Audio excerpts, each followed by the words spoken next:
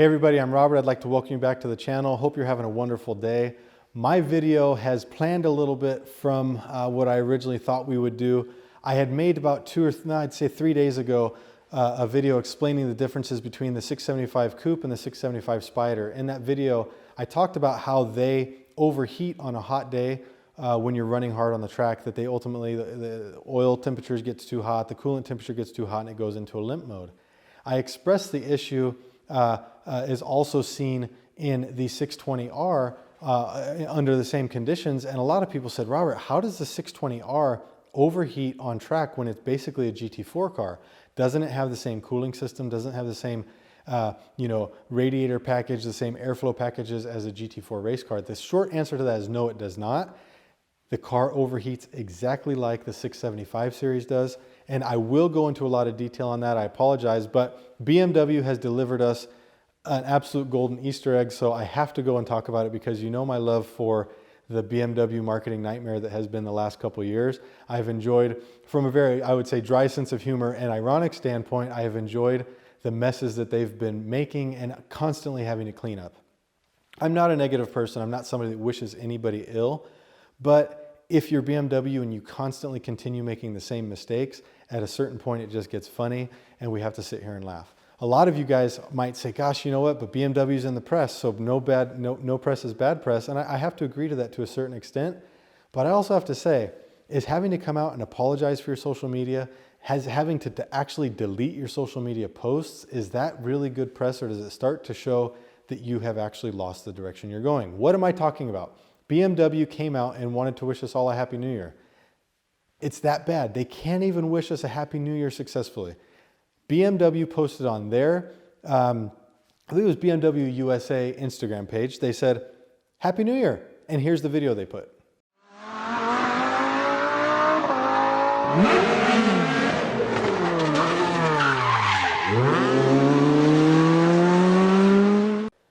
All right, so in that video, we have the fantastic sound of a V10 Lamborghini M2 drifting around the track as the odometer switches from 2020 to 2021. Now, the reason that this jumps out at me is that BMW is in this, would you say, situation where they don't know what their identity is. It's an identity crisis. They have to build green cars, electric cars through their I division. They have to sell SUVs, which people want, which is probably one of their biggest sellers. They've got to sell 7 Series, big cars that people can get around in, 5 Series, 3 Series, and they need to sell M cars. They need to sell M3s, M4s, M5s, M6, 7, 8, 9, 10, whatever they're going to continue building. They need to build all these cars. That's where they get their money. They're trying to figure out how to make their I division cool, but also not talk bad about their M division, but they forget that. So the I division says your loud engines don't impress us.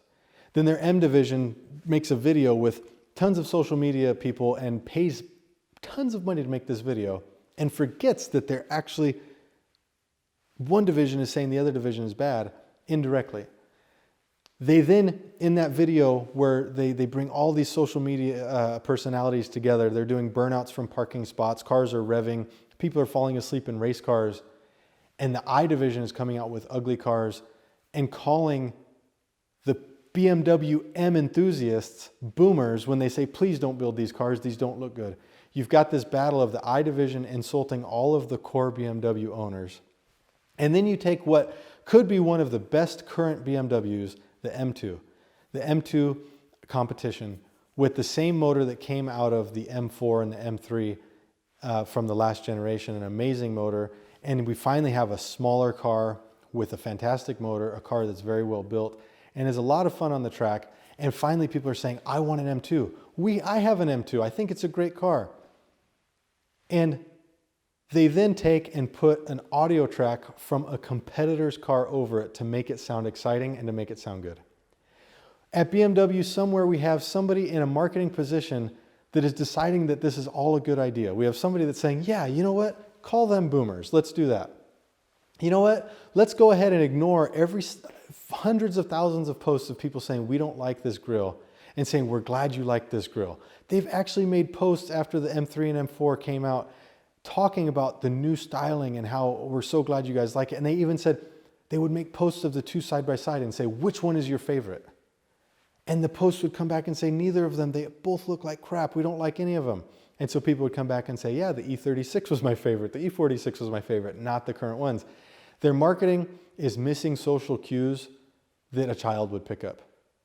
Their marketing is making decisions that somebody who just got their first iPhone would do. The guy that just gets his first iPhone would get iMovie out and say, look at this M2 drifting. That doesn't sound good. Let me take a V10 from Lamborghini and overlay the audio. And that's what BMW's marketing has turned into.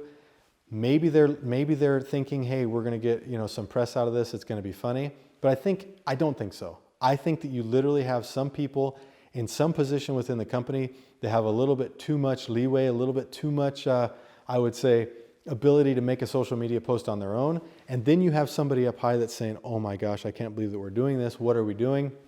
And it really is, it's probably splitting the company up in terms of, you know, the image that they want to portray. I don't think it's creating ultimate turmoil within the company, but I think it's having the company not figure out what do they want to do.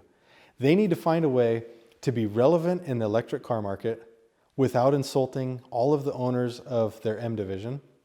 They need to figure out how to make the M cars exciting again. Again, like I said, we all lost the fact that the new M3 and M4 weighs more, is bigger, so bigger and heavier with an ugly grille.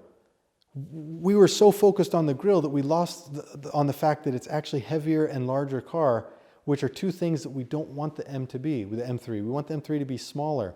We want it to be lighter, not bigger, heavier, and uglier.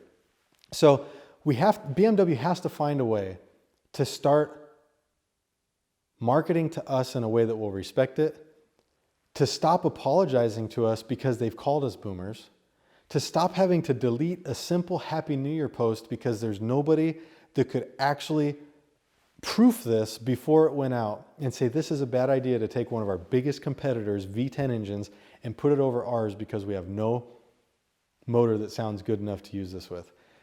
BMW has motors like the S14, which is a great sounding motor for a four-cylinder. The S54, we've got V10s from M5s, we've got the M6 GT3 race car has a fantastic sounding motor in it.